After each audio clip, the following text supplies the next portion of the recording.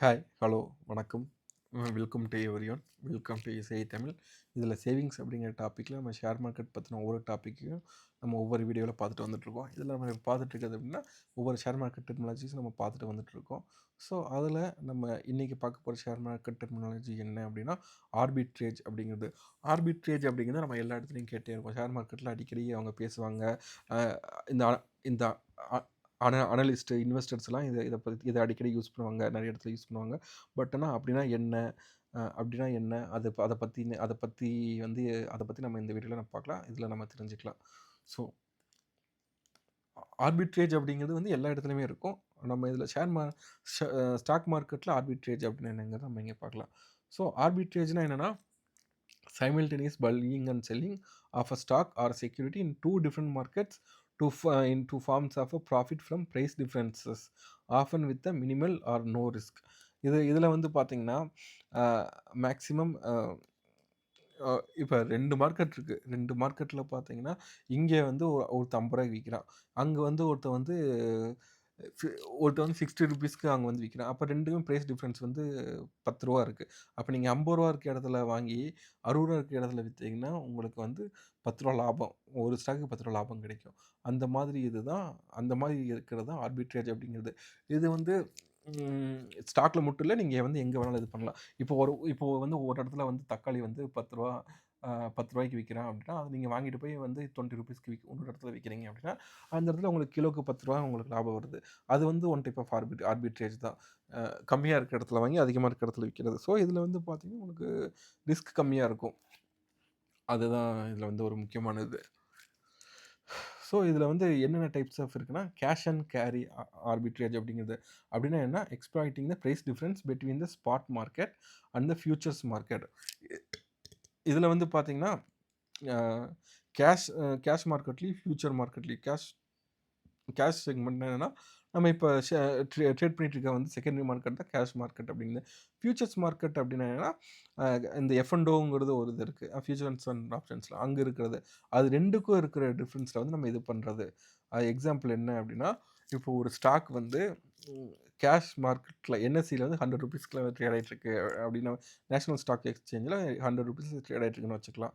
அதே stock future கான்ட்ராக்டில் 105ல் trade ஆகிட்டுருக்கு அப்படின்னா, ரெண்டுக்கும் ப்ரைஸ் டிஃப்ரென்ஸ் 5 ருபீஸில் இருக்குது. அப்போ நீங்கள் என்எஸ்சியில் 100 ரூபாய்க்கு வாங்கி ஃபியூச்சர்ஸில் 105 ரூபாய்க்கு நீங்கள் விற்றீங்க அப்படின்னா, ஒரு ஸ்டாக்குக்கு உங்களுக்கு 5 ரூபா கிடைக்குதுங்களா? அதான் உங்களுக்கு லாபம். அதான் உங்களுக்கு ஆர்பிட்ரேஜ் அப்படிங்கிறது. So trader sells the future contract and buys the cash stock. அதான் நீங்கள் இங்கே வாங்கி அங்கே விற்றீங்க அப்படின்னா அதில் உங்களுக்கு 5 ரூபா லாபம் கிடைக்கும். அதுதான். On expiry delivers the cash stock to settle the future contract and earns 5 rupees profit. இதில்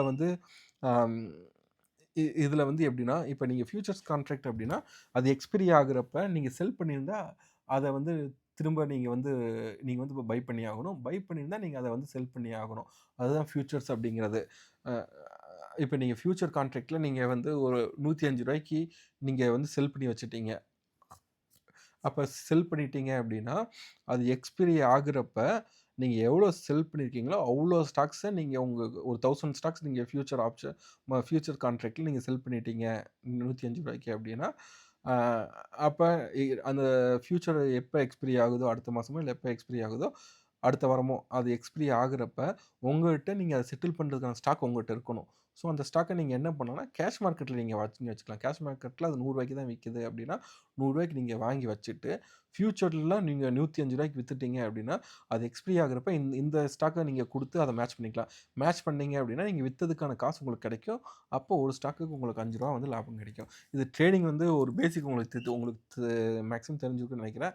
ஸோ அதுபடி நடக்கிறது தான் இது. ட்ரேடிங்னாலே நீங்கள் வாங்குவீங்க, அது எக்ஸ்பைரி ஆகுறப்ப நீங்கள் அதை செட்டில் பண்ணி ஆகணும். வாங்கியிருந்தா அதை விற்றாகணும். விற்றிருந்தா அதை வாங்கி ஆகணும். இப்போ நீங்கள் ஒரு ஸ்டாக் நீங்கள் செல் பண்ணுறீங்க, ஆப்ஷன்ஸ்லேயும் செல் பண்ணுறீங்க அப்படின்னா, அதை நீங்கள் உங்கள்கிட்ட இருந்தால் தான் நீங்கள் செல் பண்ண முடியும். இல்லாமல் செல் பண்ண முடியாது. அப்போ நீங்கள் செல் பண்ணுறீங்க அப்படின்னா, அதை நீங்கள் மேட்ச் பண்ணுறதுக்காக நீங்கள் அதை வாங்கி ஆகணும். அதுதான்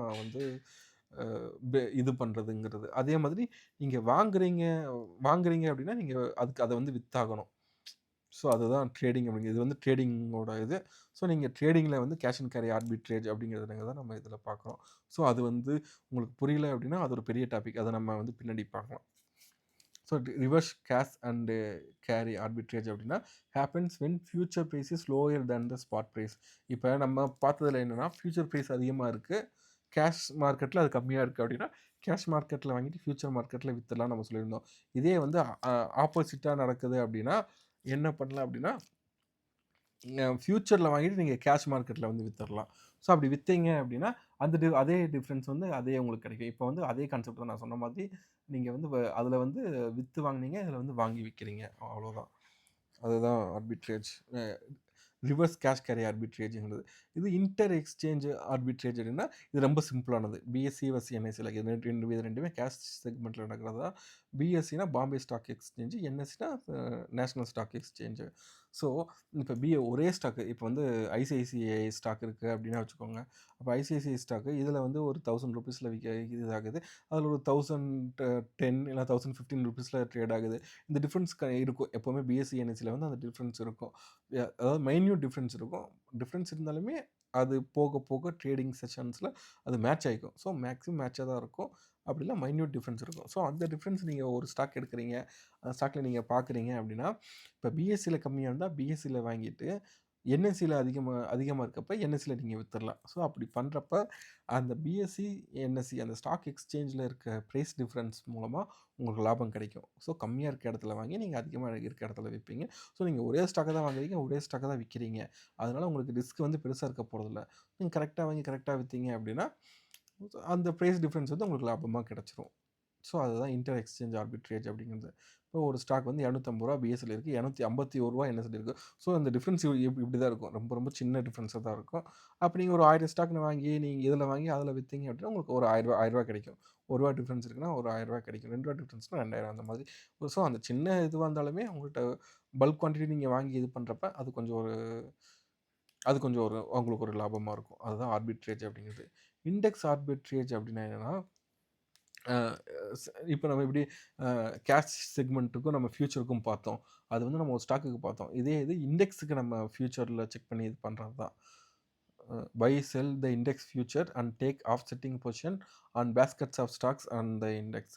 ஸோ ஒரு இண்டெக்ஸே நம்ம இது பண்றது தான் இண்டெக்ஸ் ஆர்பிட்ரேஜ் அப்படிங்கிறது. அடுத்தது மெர்ஜர் ஆர்பிட்ரேஜ் அப்படிங்கிறது. மெர்ஜர் ஆர்பிட்ரேஜ் அப்படின்னா, இப்போ ஒரு கம்பெனி அ அ இந்த கம்பெனி வந்து இன்னொரு கம்பெனிய வாங்கிக்க போகுது அப்படின்னா, அப்ப அந்த டேட்ல உங்களுக்கு இந்த கம்பெனியோட ஷேர்ஸ்லாம் இவ்வளோ பிரைஸ் நாங்க குடுப்போம் அப்படின்னு அவங்க சொல்லுவாங்க. அப்ப ₹100 ட்ரேட் ஆயிட்டு இருக்கு அப்படின்னா, அவங்க ஒரு ₹105 சொல்லலாம். இல்ல ₹102 அந்த மாரி சொல்லலாம். ஸோ ஒரு சின்ன டிஃபரன்ஸ் இருக்கும். அப்ப நீங்க இப்ப கம்மி பிரைஸ்ல நீங்க வாங்கி வச்சுட்டீங்க அப்படின்னா, அது மெர்ஜர் ஆகுற டைம்ல அந்த டைம்ல பார்த்தீங்கன்னா, அந்த டார்கெட் கம்பெனி இன்னும் கொஞ்சம் அதிக பிரைஸ்ல சொல்லியிருக்காங்க அப்படின்னா, அந்த பிரைஸ் டிஃபரன்ஸ் படி உங்களுக்கு அந்த அமௌண்ட் வரும். அதுதான் மெர்ஜர் ஆர்பிட்ரேஜ் அப்படிங்கிறது. இது ஷேர் பைபேக்ல கூட வரும். இப்ப ஷேர் பைபேக் இப்ப டிசிஎஸ் 3000ல ட்ரேட் ஆயிட்டு இருக்கு அப்படின்னா, அவன் 3120ல நான் வாங்கிக்கிறேன் அப்படின்னா, அந்த ₹120 உங்களுக்கு லாபம். அப்ப நீங்க டக்குன்னு 3000ல வாங்கிட்டு, அவன் பைபேக் இது பண்றப்ப அப்ளை பண்ணீங்கன்னா, நீங்க ஒரு ஸ்டாக்குக்கு உங்களுக்கு ஒரு 120 லாபம் வரும். அதுதான் மெர்ஜர் ஆர்பிட்ரேஜ் அப்படிங்கிறது. இப்ப இது வந்து எப்ப பண்ணோம்னா, using automatic trading system algorithms often done by அதான் இது வந்து ரொம்ப ரொம்ப ம் நீங்க இதா பார்க்கணும். ஏன்னா நீங்க ஆர்பிட்ரேஜ்ங்கிறது அ ஷேர் மார்க்கெட்ல ட்ரேட் ஆயிட்டு ஏதாச்சும் நீங்க பண்றீங்க. ஸோ அது வந்து மைன்யூட்டா அது சேஞ்ச் ஆக வாய்ப்பு இருக்கு. டக்கு டக்குன்னு சேஞ்ச் ஆயிரும். நீங்க வந்து ஓகே இதில வாங்குறோம்.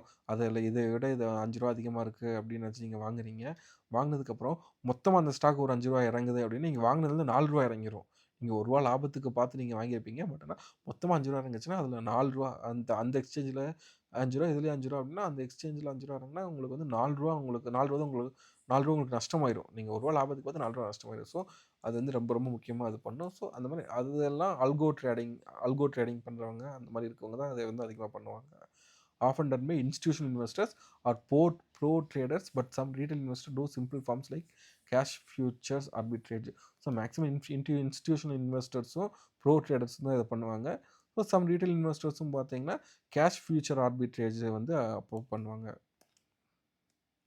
So points to consider. இதில் வந்து டிரான்சாக்ஷன் காஸ்ட் நம்ம சொன்ன மாதிரி, இப்போ நீங்கள் வந்து ஒரு ஸ்டாக் ரூ. 1 லாபத்தில் நீங்கள் பார்க்குறீங்க அப்படின்னா, புரோக்கரேஜ் இருக்குது அதில, டேக்ஸ் இருக்குது.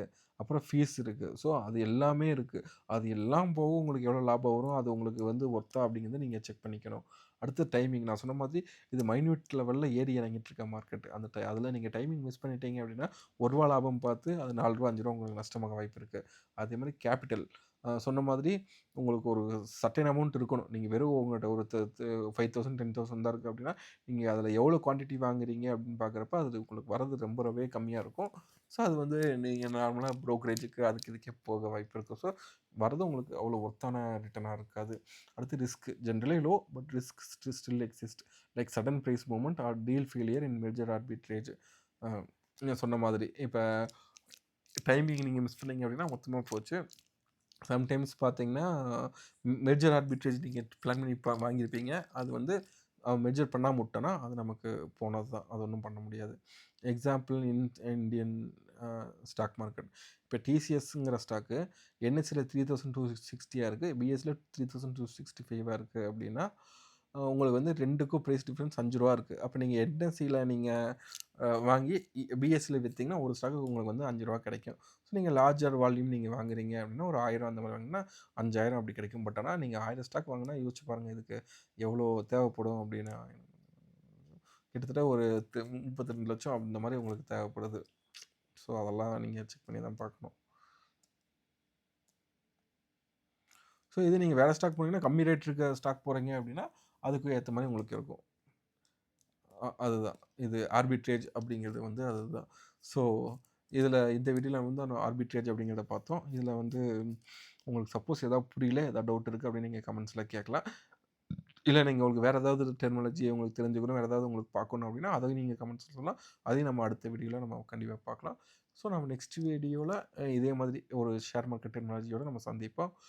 இந்த வீடியோ எல்லாருக்கும் புரிஞ்சிருக்கும்னு நினைக்கிறேன். ஏதாவது டவுட்ஸ் இருந்தா நீங்க கமெண்ட்ஸ்ல கேளுங்க. இதுவரைக்கும் வீடியோ பார்த்த அனைவருக்கும் நன்றி.